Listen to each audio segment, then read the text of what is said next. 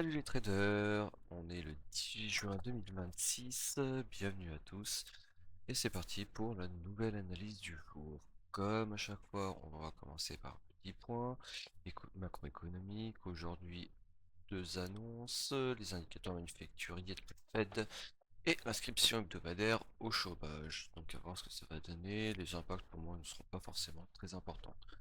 Autre chose, ici nous pouvons voir deux choses assez importantes. Hier, suite à au discours de la Fed et de Kevin Warsh, les opérateurs de marché intègrent pleinement deux hausses de taux de la Fed d'ici la fin du premier trimestre 2027. Donc deux hausses, ça les marchés, ils aiment pas trop. Du coup, on va voir comment ça va réagir, mais effectivement, c'est pas forcément une bonne nouvelle pour nous et pour la hausse du marché.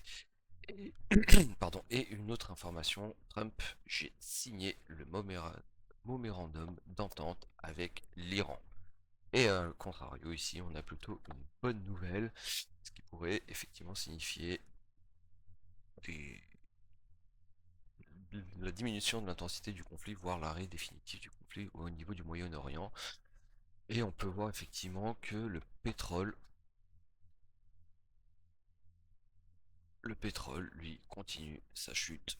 Il descend. Par contre, pour l'instant, je ne sais pas si vous avez remarqué la même chose, si c'est la même chose pour vous. En tout cas, ici en France, les prix à la pompe, eux, ne bougent pas.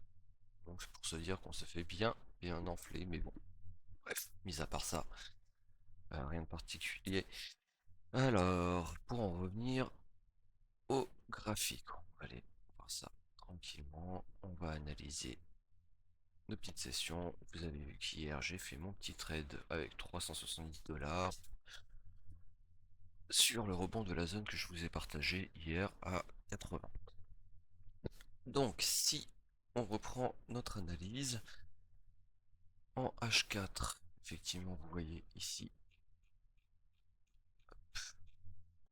que nous sommes toujours enfermés dans ce range qui se situe grosso modo ici.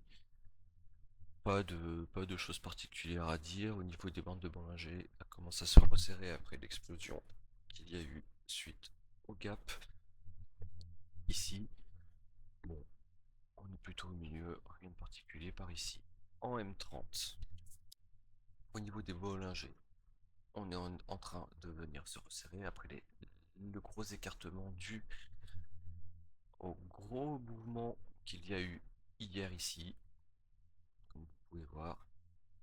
Et là, on vient tranquillement se resserrer. Et du coup, on est au milieu. Donc effectivement, là, le marché, on va dire que cette information nous donne que le marché risque d'être en range, parce que du coup, il est en train d'accumuler suite à l'explosion des prix. Donc il se repose un petit peu, refasse ses stocks avant de repartir à la hausse ou à la baisse. Au niveau des sessions, on a, comme d'habitude, un marché de Tokyo ici qui est plutôt à la hausse, et même bien à la hausse, venu rebondir sur la single print qui a été comblée là pour repartir à la hausse. Cassure de Londres, réintégration. Bon, ça c'est une autre information qui va nous dire qu'effectivement le marché risque de venir ici sur les plus bas de Tokyo, voir la zone de Buma que j'ai identifiée ici pour rebondir. En tout cas, on a plusieurs informations ici. On peut voir sur le M30 qu'on a deux single print ici, dont une effectivement qui intègre la zone de bookmap à 7530 qui va être à surveiller, mais pour moi la plus importante c'est ici, c'est la dernière. Si effectivement le prix vient sur cette dernière, on va avoir des choses à faire à ce moment-là, et notamment sûrement repartir à l'achat vu qu'on va être sur les bas du range et les bas de Tokyo. Voilà grosso modo.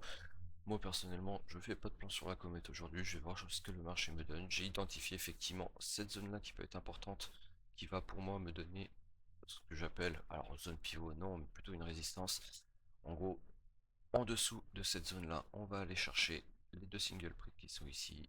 S'il y a un rebond, on va aller chercher là. Si ça continue de grimper tranquillement, si ça recasse les plus hauts de Tokyo, on va venir chercher la zone de bookmap qui se situe ici 7575. Et on va voir ce qui se passe. Si ça casse, ça va grimper jusqu'à la single print là, ou un petit peu avant en fonction des vendeurs qui se manifesteront. Si ça pull back, on va revenir sur cette zone ici de résistance ou de pivot. Voilà grosso modo ce que j'anticipe pour ma journée. Il est pour l'instant que 10h30, à revoir tout à l'heure avant la session de New York. Sur ce, bonne fin de matinée et à tout à l'heure.